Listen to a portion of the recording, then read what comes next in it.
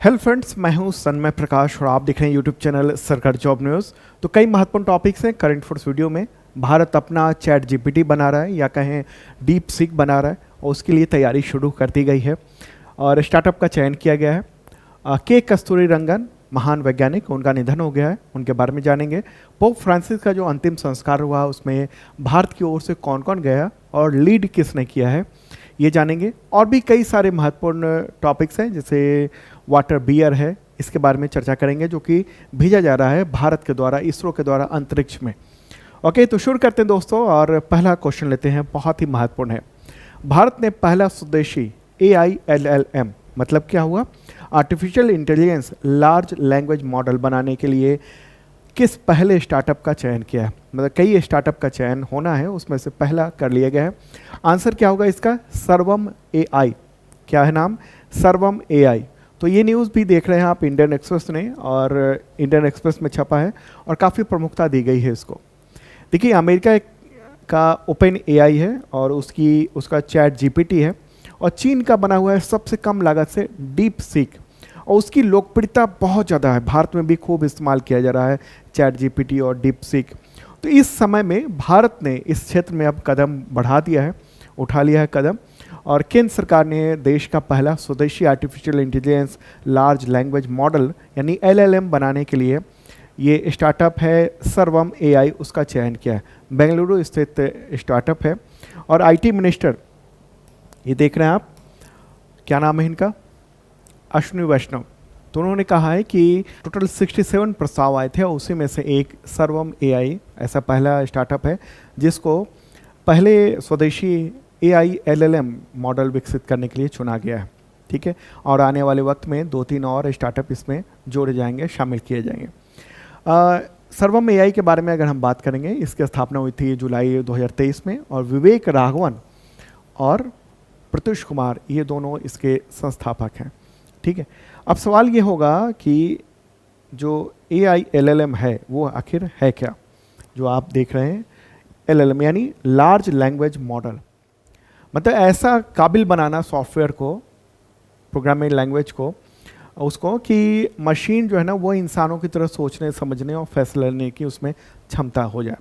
एक बहुत बड़ा कंप्यूटर प्रोग्राम होता है, उसमें लाखों करोड़ों शब्द, वाक्य, जानकारी, भाषा को समझना, चीज़ों को जवाब देना, वीडियो बनाना, इमेज बनाना, ये सब कुछ काम करना। और AI के कई सारे मॉडल हैं, जैसे कि आप देख रहे हैं डीप सीक है, जेमिनी है, चैट जीपीटी। चैट जीपीटी किसका है, वो है ओपन AI का। जेमिनी किसका है, तो वो है गूगल का। और डीप सीक जो है ना, उसने तो तहलका मचा दिया है पूरी दुनिया में, सबसे सस्ता है ये। तो ये सब इंसानों की जो भाषा है, बोली है, सोच है, वो सब कुछ सीखते हैं, समझते हैं, और फिर उससे आप बातचीत कर सकते हैं। और सरकार की एक बहुत बड़ा मिशन है, वो क्या है, इंडिया AI मिशन है। ठीक है, उसके तहत क्या है, 10,370 करोड़ रुपए खर्च करने की योजना है। और यही सब रकम जो है ना, वो काफ़ी कुछ रकम वो अब इस स्टार्टअप कंपनी को, सर्वम को दिया जाएगा, ताकि वो इस तरह का मॉडल बना सके, धारा प्रवाह के तौर पर वो मतलब चीज़ों को बता सके, ये कर सके। ओके, सरकार से सहायता मिल रही है। 4000 ग्राफिक्स प्रोसेसिंग यूनिट यानी GPU इसको दिया जा रहा है, और उम्मीद ये है कि ये ओपन सोर्स नहीं होगा। ठीक है, और इसको भारतीय भाषाओं के लिए बेहतर ढंग से बनाया जाएगा। तो आगे आने वाले वक्त में हम लोग को देखने को मिलेगा कि बिल्कुल इस तरह की चीज़ें हम भारत में बनी हुई इस्तेमाल कर सकेंगे। ठीक है, तो दुनिया का सबसे कम लागत वाला है डीप सीक। भारत सरकार भी सोच रही है कि ऐसा ही कुछ बना दिया जाए जिससे तहलका हो। ओके, और आने वाले वक्त में भारत जो है ना, भारत सरकार जो है वो 18,000 से ज़्यादा GPU खरीद रही है। GPU जो है ना बहुत ही महत्वपूर्ण है, ग्राफिक्स प्रोसेसिंग यूनिट। जैसे हम जो ये वीडियो आपको दिखा रहे हैं या लाइव भी कर रहे हैं या रिकॉर्डेड भी दे रहे हैं, तो इन सब के यूज़ के लिए GPU कंप्यूटर में बहुत महत्वपूर्ण होता है। और ऐसे ऐसे हजारों GPU जब कनेक्ट होते हैं, तब जाके एक सॉफ्टवेयर बहुत बड़ा LLM यानी लार्ज लैंग्वेज मॉडल है वो काम करता है। ठीक है, तो भारत सरकार 18,000 से ज़्यादा ये GPU खरीदने चाह रही है और उस पर आगे कदम बढ़ा चुकी है। ओके, चलिए अब आगे बढ़ते हैं और अगला क्वेश्चन लेते हैं। पसंद आए तो लाइक बटन दबाना। International Chernobyl disaster remembers day कब मनाया जाता है, तो वह है 26 अप्रैल को। संयुक्त राष्ट्र ने इस दिवस को घोषित किया हुआ है और 2016 में ये घोषित किया था। क्यों है ये दिन, क्यों मनाया जाता है? बात है 1986 की। चेर्नोबिल परमाणु ऊर्जा संयंत्र था, सोवियत संघ में था और वो यूक्रेन में है, यूक्रेन के प्रिपियाद शहर में। तो उसी के प्लांट 4 में विस्फोट हो गया था और इसकी वजह से रेडिएशन बहुत बड़े इलाके में फैला था। वो शहर तो बर्बाद हो गया था, लेकिन उसका असर इतनी 1000 किलोमीटर दूर तक पहुंचा था रेडिएशन, ठीक है। और शुरू में बताया नहीं था जो सोवियत संघ के वैज्ञानिक थे वो सब, और बाद में ये पता चला था और ये देखा गया कि कितना खतरनाक हो सकता है। इस परमाणु प्लांट को 1977 से 1983 के बीच में बनाया गया था और स्वीडन तक 1000 किलोमीटर दूर तक वहाँ तक रेडिएशन डिटेक्ट किया गया था और तब पता चला था कि इतना बड़ा हादसा हो गया बहुत लंबे समय के बाद, ठीक है। तो इसी को लेकर यूनाइटेड नेशंस ने ये दिवस घोषित किया हुआ है और अभी अगर हम देखेंगे उस जगह को तो इस तरह से सील कर दिया गया है ताकि रेडिएशन वहाँ से बाहर ना फैले, ठीक है। चलिए आगे बढ़ते हैं और अगला क्वेश्चन लेते हैं। मशहूर वैज्ञानिक के कस्तूरीरंगन का निधन हो गया 25 अप्रैल 2025 को। तो किस एजेंसी के चेयरमैन रह चुके थे? मुझे लगता है आपको पता होना चाहिए या होगा भी पता। आंसर का इसरो के चेयरमैन रह चुके थे। उनका निधन हुआ है 84 ईयर की उम्र में। कब से कब तक वो इसरो के चेयरमैन थे? तो 1994 से लेकर 2003 तक, ठीक है।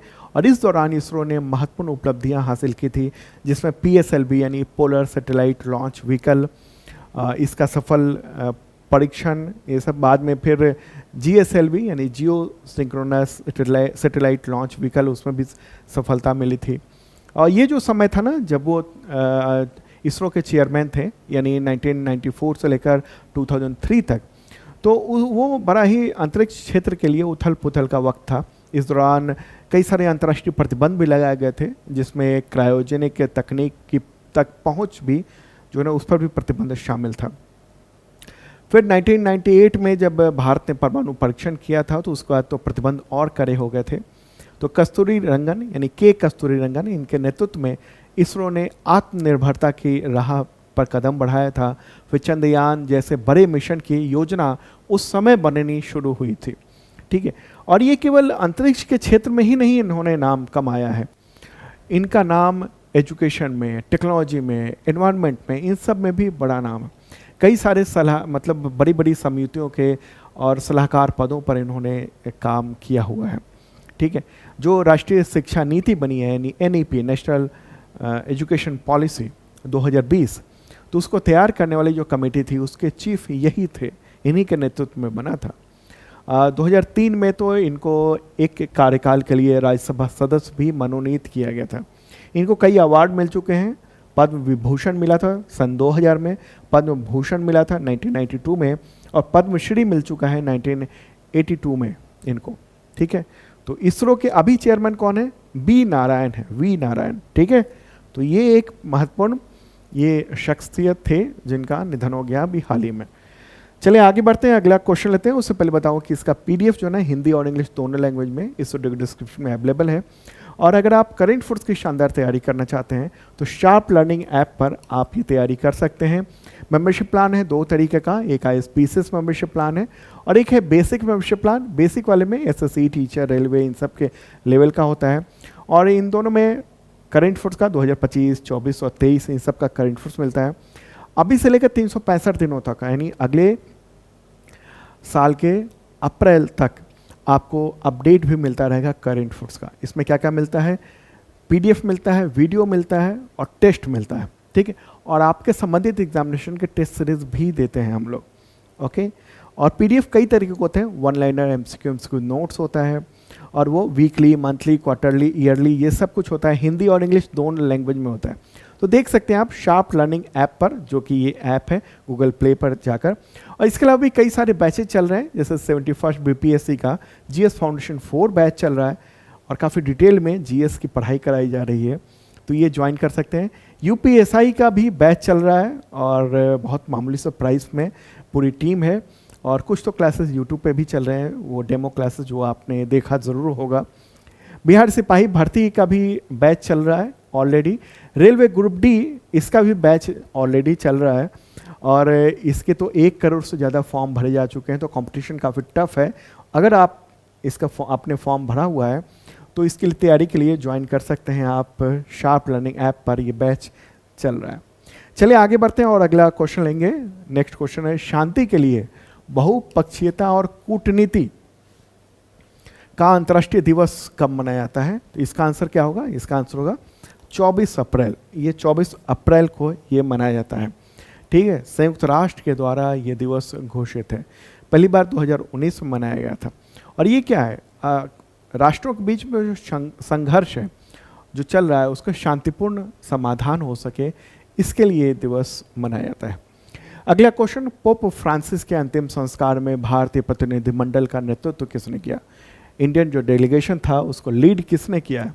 आंसर का द्रौपदी मुर्मू, भारत के राष्ट्रपति, उन्होंने वहाँ पर वो पहुँचे, अंतिम संस्कार के दौरान पहुँची और उन्होंने लीड किया भारतीय जो प्रतिनिधिमंडल है उसका।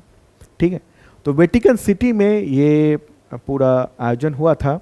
वेटिकन सिटी कहाँ है? इटली में, जो एक मतलब वहाँ की राजधानी है रोम। ठीक है, इटली में। तो रोम में ही वहाँ पर एक जगह है, उसका नाम है वेटिकन सिटी। ये करीब आधे kilometre square, half square kilometre का क्षेत्र है और ये संप्रभु राष्ट्र है ये वहाँ का।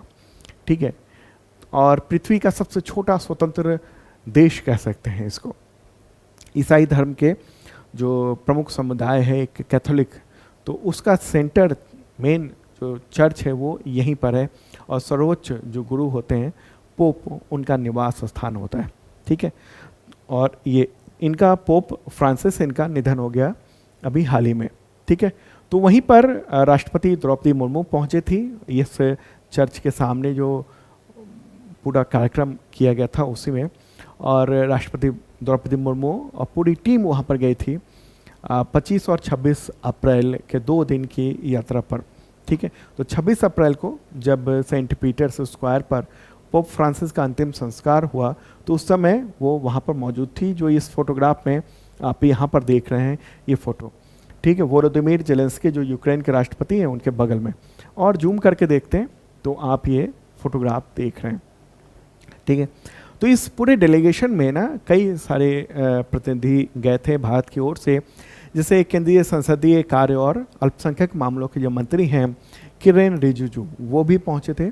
साथ में अल्पसंख्यक मामलों के जो राज्य मंत्री हैं जॉर्ज कुरियन, गोवा विधानसभा के उपाध्यक्ष जोशुआ डिसूजा, वो भी इसमें पहुंचे थे। और दुनिया के लीडर्स यहाँ पर पहुंचे थे। अमेरिका के जो राष्ट्रपति हैं डोनाल्ड ट्रंप सहित बहुत देशों के राष्ट्रपति। ठीक है, और भारत में 3 दिन का राष्ट्रीय शोक आयोजित किया गया था और इस दौरान तिरंगा झुका रहा था। कब 22, 23 और 26 अप्रैल को। निधन हुआ था 21 अप्रैल को पोप फ्रांसिस का, उसके बाद 22, 23 को शोक रहा भारत में, और फिर अंतिम संस्कार के दिन यानी 26 अप्रैल को देश भर में तिरंगा झुका रहा शोक में। अगला क्वेश्चन लेते हैं, विश्व बौद्धिक संपदा दिवस कब मनाया जाता है? तो 26 अप्रैल को मनाया जाता है। और थीम क्या है इस बार की? थीम है IP and music feel the better of IP, यानी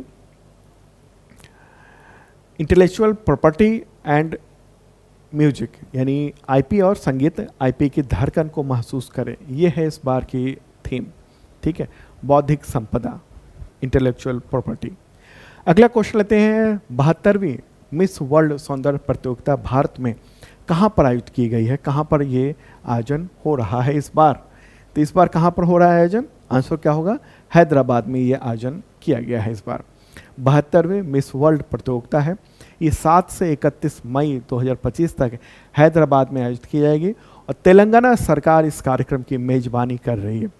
और इसका जो उद्देश्य है, मोटो भी है, तेलंगाना ज़रूर आना। तो पर्यटन को बढ़ावा देने की कोशिश है। और बताऊं आपको कि ये जो प्रतियोगिता है ना, ये भारत में तीसरी बार मेजबानी की है भारत ने। ठीक है, मिस वर्ल्ड प्रतियोगिता की तीसरी बार। इससे पहले 1996 में बेंगलुरु और 2024 में मुंबई में ये आयोजन हो चुका है। ठीक है, तेलंगाना के मुख्यमंत्री कौन है? चीफ मिनिस्टर रेवंत रेड्डी हैं।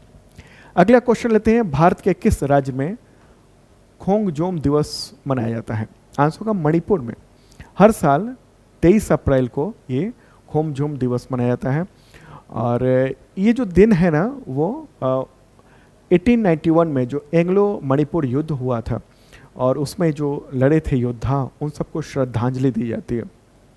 ठीक है, तो ये युद्ध 31 मार्च और 27 अप्रैल 1891 1891 के बीच लड़ा गया था। और इसमें हालांकि अंग्रेज़ों की जीत हुई थी और ये लड़ाई मणिपुर के खोमजोम की जो खेबा पहाड़ी है वहाँ पर लड़ी गई थी, इसलिए खोमजोम दिवस कहा जाता है इसको। ठीक है, अगला क्वेश्चन लेते हैं। इसरो किस मिशन के साथ इंटरनेशनल स्पेस स्टेशन यानी आईएसएस पर टार्डिग्रेड्स या कहें वाटर बियर भेज रहा है? क्या होगा आंसर इसका? इंपॉर्टेंट है साइंस के क्षेत्र में। तो एक्सियोम 4 ये नाम है। क्या है? एक्सियोम 4 ये नाम है इसका। ठीक है, तो ये क्या है, अभी मई के अंत में 15 दिनों के लिए आईएसएस पर जो है ना भारतीय अंतरिक्ष यात्री शुभम शुक्ला जो है ना वो जाएंगे वहाँ पर, और 14 दिन के लिए। तो और कम से कम वो 7 तरह के प्रयोग करेंगे, जैसे फसल उगाना हुआ, अंतरिक्ष में ये जो वाटर बियर है यानी टार्डिग्रेड है, सूक्ष्म जीव है, तो इसका अध्ययन करना, इसको ले जाया जा रहा है। ठीक है, और ये जो है ना एक्सियोम मिशन 4, उसके ज़रिए भारत, पोलैंड और हंगरी की सरकार जो है ना वो मानव अंतरिक्ष उड़ान कर रही है। ओके, एक्सियोम 4 मिशन ये नासा के द्वारा मूलतः भेजा जाएगा और उसमें एक अंतरिक्ष यात्री होंगे भारत के। क्या नाम है उसका? उनका शुभम शुक्ला। ये भी पहुंच रहे हैं वहाँ पर। ठीक है, तो ये जा रहे हैं वहाँ पर, और वहाँ आईएसएस में कई सारे प्रयोग करेंगे इंटरनेशनल स्पेस स्टेशन में। शुभम शुक्ला के बारे में आपको मैंने पहले भी बताया हुआ है। लखनऊ के मूलतः हैं, 1985 में उनका जन्म हुआ था। 2005 में उन्होंने एनडीए पूरा किया था और लगभग 2000 घंटे की उड़ान वाले वो अनुभवी टेस्ट पायलट हैं। कई सारे विमान वो उड़ा चुके हैं, जैसे Sukhoi 30 MKI, MiG 21, MiG 29, Jaguar, Dornier, AN-32 सहित बहुत सारे। ठीक है, तो उनको एक्सियोम मिशन 4 के लिए पायलट के तौर पर उनको चुना गया है और वो अगले मंथ वो जा रहे हैं वहाँ पर। अगला क्वेश्चन लेते हैं इससे रिलेटेड। टार्डिग्रेड्स या वाटर बियर क्या है, जो खबरों में चर्चा में रहा है काफ़ी ज़्यादा? आंसर होगा जल में रहने वाला सूक्ष्म जीव। जल कहें या एल्गी कहें, मतलब जहाँ भी जरा सा पानी मिल जाएगा तो वहाँ जिंदा रह सकता है, वो रह सकता है। ठीक है, तो एक्सियोम 4 मिशन के तहत जो 4 अंतरिक्ष यात्री आईएसएस पर जा रहे हैं, तो उसी में नासा का जो नासा का अंतरिक्ष यान है वाइजर, तो उसी के साथ साझेदारी हुई है इसरो की, और उसी में ये वाटर बियर को भेजा जा रहा है। और ये जाएगा कि क्यों इतना ये रेजिलिएंट है। ठीक है, मतलब कि ये कैसे इतना लचीला है। लचीला का मतलब कि ये पृथ्वी पर बहुत लंबे समय से है। इसके बारे में अगर हम कहेंगे, बहुत छोटे जीव हैं, आप आँखों से नहीं देख सकते हैं। 8 पैरों वाला है ये वाटर बियर, या पिगलेट कहा जाता है, या टार्डिग्रेड्स कहा जाता है। 1973 में पहली बार एक जर्मन साइंटिस्ट जोहान गोएज ने इस सूक्ष्म जीव की खोज की थी। ऐसे नहीं दिखता है, ये माइक्रोस्कोप से दिखता है। ये है वाटर बियर, ये वाला जो देख रहे हैं ना आप, ये सूक्ष्म है और माइक्रोस्कोप से इसको देखा जाता है, धीमी चाल चलने वाला ये है।